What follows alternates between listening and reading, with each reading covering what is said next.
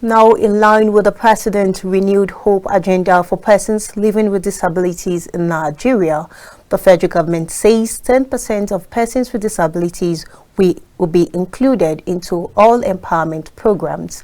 The Minister of Humanitarian Affairs and Poverty Alleviation, Betta Edu, who made this known at the launch of Empowerment Program for Persons with Disabilities, says beyond the Constitution, the empowerment would see through with distribution of 150 point on sale machine POS and 100,000 naira operating capital for each beneficiary, as well as 130,000 scholarship intervention for persons with disabilities.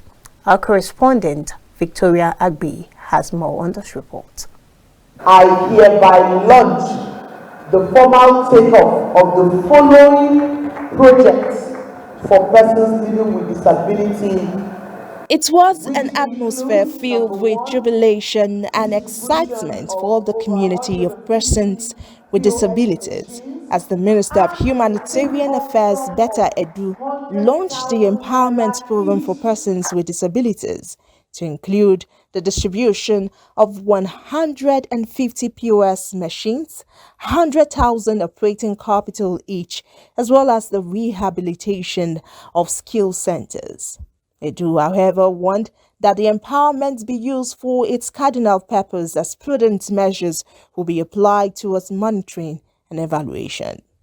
We have also provided not just the POS machines, but 100,000 naira capital for them. We've given 130,000 naira as scholarships, award of scholarships to students in tertiary institutions who are disabled. Beyond this, we have also been able to bring the CAC here to carry out proper training, business training for them, help them set up their businesses and get a business registration done for them so that rather than begging, they will be running businesses that will empower themselves, their society and everyone around them. The Executive Secretary of the National Commission for Persons with Disabilities, Mr. James Lalu, said that the empowerment of persons with disabilities will enable them become financially independent and contribute their quota to national development.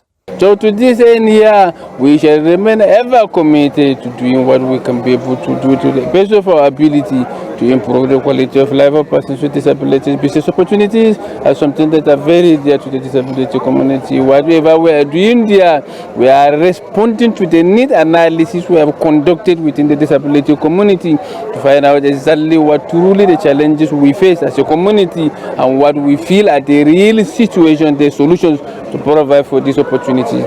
You may remember that just recently a lot of our persons with disabilities have been sent out of their businesses on the street or from the FCT here. We remain committed to bringing them back to make sure that they have formal businesses. That is why we partner with the Corporate Affairs Commission and the Bank of Industry to create these opportunities by formally registering their business names and then assessing more loan opportunities to expand their businesses. While the newly appointed Senior Special Advisor to the President on Disability Matters, Alhaji Abba Isa, emphasized on the need for collaboration, engagement and partnership.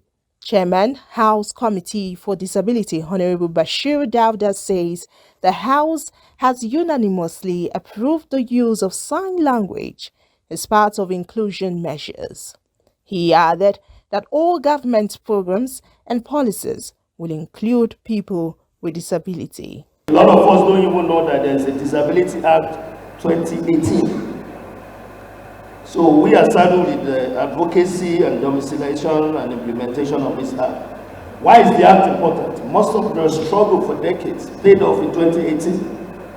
When in Nigeria now, it is the law for a lot of things that we are going to even talk about today. It is the law of Nigeria today that if you discriminate against a person with disability, there are sanctions. That's the law. It is also the law of Nigeria that persons with disability should have access to buildings. That's the law of Nigeria. So from roads to rail to rights, it is not a favor to give a person with disability education. It's a right. Health. And when we talk about, go ahead. When you talk about prioritization, persons with disabilities should be given priority in all government programs. That's the law of Nigeria. What about employment? The law of Nigeria is that every time there's any recruitment in the government in Nigeria, 5% of the recruitment should be persons with disabilities.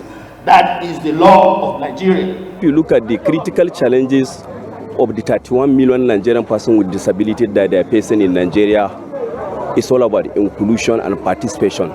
And what transpired today is clear manifestation that the Renew Hope agenda of Mr. President has been kicked off and it has been started.